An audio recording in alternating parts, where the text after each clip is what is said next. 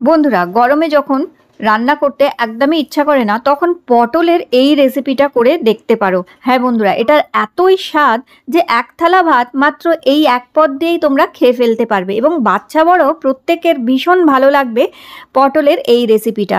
পটলের ঝাল, ঝোল, ভাজা তো আমরা অনেক খেয়েছি, কিন্তু পটলের এই রকম একটা রেসিপি হলে ঠান্ডা ভাত হোক, গরম ভাত হোক, যেরকম ভাতই হোক না কেন, এই পটলের রেসিপি গরমকালের জন্য একদম সেরা। তো এখানে পটলের গা থেকে দেখো খোসাটা এইভাবে আলগা আলগা ছাড়িয়ে নেবে, নিয়ে পটলের মুখটা দুদিক থেকে এইভাবে বাদ দিয়ে দিয়েছি।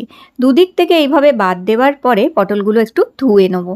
পটল ধুয়ে নেবার পর এবার আমাদের লাগবে একটু আলু। তো এখানে এইরকমভাবে 4 টুকরো করে আলু কেটে নেবে। দুটো আলু মোটামুটি একটু বড় সাইজের আমি কেটে নিয়েছি। আলুটা তোমরা কম বেশিও দিতে পারো, কম খেতে চাইলে কম দিতে পারো, একটু বেশি খেতে চাইলে বেশিও দিতে পারবে। আর পটল দেখো এখানে 6-7টা পটল আমি নিয়ে নিয়েছি। আর নেব 2খানা টমেটো।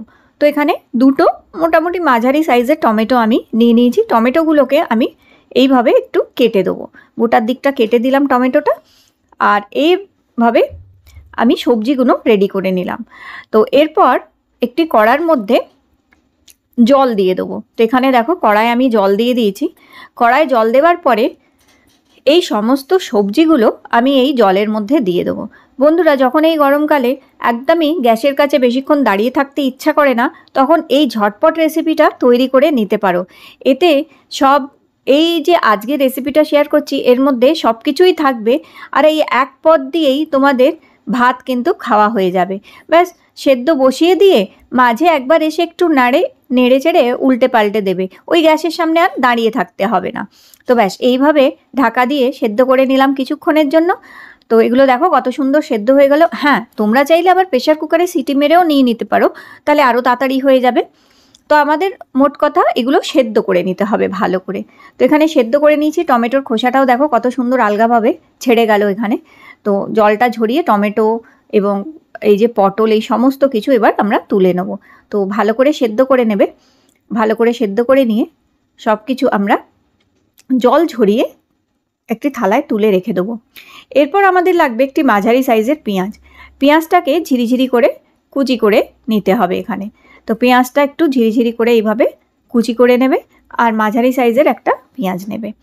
তো এখানে পেঁয়াজ দেখো কুচি করে নিলাম। এরপর ওই পটল, আলু আর টমেটো যে সেদ্ধ করে রেখেছিলাম সেটি ঠান্ডা হয়ে গেছে এখন।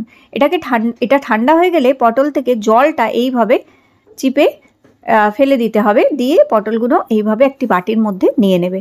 তো এইভাবে দেখো জলটা আমি ছেঁকে নিচ্ছি এইভাবে, আর সমস্ত সবজিগুলো এবার একটি বাটির মধ্যে আমি দিয়ে দিলাম। তো এখানে দেখো পটলের জলটা ছেঁকে নিচ্ছি, কারণ জলটা থাকলে রেসিপিটা কিন্তু ভালো হবে না মোটেও। আর হ্যাঁ, এই রেসিপিটা তৈরি করে 2 দিন রেখেও দিতে পারবে তোমরা, তবে অবশ্যই ফ্রিজে রাখতে হবে, কারণ এত গরমে নষ্ট হয়ে যাবে। আর ফ্রিজে রেখে দিয়ে এটা বাসি করেও একটু যদি খাও তাও কিন্তু ভালো লাগবে। তো এবার এগুলো আমরা হাত দিয়ে এইভাবে ম্যাশ করে নেব। তো সমস্ত পটল, টমেটো আর এই আলু সব ভালো করে ম্যাশ করে নেবে একদম। তো এইভাবে হাতে দেখো আমি মেখে নিচ্ছি এটাকে খুব ভালো করে। আর মেখে নেওয়ার পর এরপর আমরা এটা একটা সাইডে রেখে দেবো। দিয়ে এবার আমরা একটি কড়া নিয়ে নেব। কড়া নিয়ে তার মধ্যে আমাদের অবশ্যই দিতে হবে এখানে সর্ষের তেল, কারণ এই রেসিপিটা সর্ষের তেলেই খেতে কিন্তু ভালো হবে। তো এখানে সর্ষের তেল নেবে 1 বড় চামচ মতন। তার মধ্যে 2টো অথবা 3টে শুকনো লঙ্কা ফোড়ন দিতে পারো। শুকনো লঙ্কা ফোড়ন দেবো, একটু কালো জিরে ফোড়ন দিলাম এখানে আমি। আর এই শুকনো লঙ্কা, কালো জিরেটা যখন একটু ভাজা হয়ে আসবে আর তেলটা গরম হয়ে যাবে ভালো মতন, তারপর আমরা এখানে দিয়ে দেবো ওই পেঁয়াজ কুচিটা দিয়ে এবার এটাকে একটু নাড়িয়ে চাড়িয়ে নেবো। পেঁয়াজটা খুব বেশি ভাজার প্রয়োজন নেই, হালকা করেই একটু ভাজবে, মানে পেঁয়াজের যাতে কাঁচা ভাবটা চলে যাক ততটুকুই ভাজতে হবে, খুব বেশিটা ভাজা হবে না। পেঁয়াজটা ভাজা যাতে তাড়াতাড়ি হয় তার জন্য এখানে স্বাদ মতন নুন দিয়ে দিলাম আমি। স্বাদ মতন নুন দিয়ে এবার এটাকে একটু নেড়ে চেড়ে ভেজে নেব। এবার আমি দিয়ে দিলাম হলুদ, 1/2 চামচ হলুদের গুঁড়ো, 1/2 চামচ শুকনো লঙ্কার গুঁড়ো দিয়ে এবার এটাকে নেড়ে চেড়ে নেবো। আর তোমরা নিশ্চয়ই দেখছো পেঁয়াজ কিন্তু আমি খুব বেশি লাল করে ভাজিনি, মোটামুটি কাঁচা ভাবটা কেটে গেলেই এর মধ্যে হলুদ লঙ্কার গুঁড়োটা দিয়ে দেবো। এবার আদা বাটা দিলাম 1 চামচ। আদা বাটা দিয়ে এটাকে ভালো করে নেড়ে চেড়ে মিশিয়ে নিচ্ছি। ভালো করে নেড়ে চেড়ে আদা বাটাটাকে একটু ভাজা ভাজা হয়ে গেলে তারপরে এখানে নিয়েছি দেখো চিংড়ি মাছ। এই ছোট ছোট চিংড়ি মাছ আমি নিয়ে নিয়েছি এখানে, আর চিংড়ি মাছ ভালো করে ধুয়ে পরিষ্কার করে নিয়েছি। তো এখানে 200 গ্রাম মতন চিংড়ি মাছ আমি এই মশলাটার মধ্যে দিয়ে দিলাম। দিয়ে এবার এটাকে একটু নাড়িয়ে চাড়িয়ে নেবো। চিংড়ি মাছটা দিলেই জল ছাড়বে, তাই জলটা শুকিয়ে যাওয়া অবধি এবং চিংড়ি মাছটা একটু ভাজা হয়ে যাওয়া অবধি আমাদের এটা রাখতে হবে। এই সময় আমি 2টো কাঁচা লঙ্কাও দিয়ে দিলাম। তোমরা কাঁচা লঙ্কা, শুকনো লঙ্কা এগুলো যেমন ঝাল খাও সেই অনুযায়ী আরেকটু বেশি করেও দিতে পারো। এবার এটাকে নাড়িয়ে চাড়িয়ে ভালো করে কষিয়ে নেব। তো যতক্ষণ না জলটা শুকিয়ে যাচ্ছে, চিংড়ি মাছগুলো বেশ ভাজা হয়ে যাচ্ছে। তো এখানে দেখো বেশিক্ষণ সময় লাগে না, ঝট করেই কিন্তু এটি হয়ে গেছে। তো যখন দেখবে এরকম তেল ছেড়েছে আর মশলাটা এরকম সুন্দর ভাজা হয়ে এসছে, এই সময় আমরা ওই মাখা পটল, আলু আর টমেটোটা এর মধ্যে দিয়ে দেবো। দিয়ে এবার এইটা ভালো করে আমাদের এখন নাড়িয়ে চাড়িয়ে ভেজে নিতে হবে।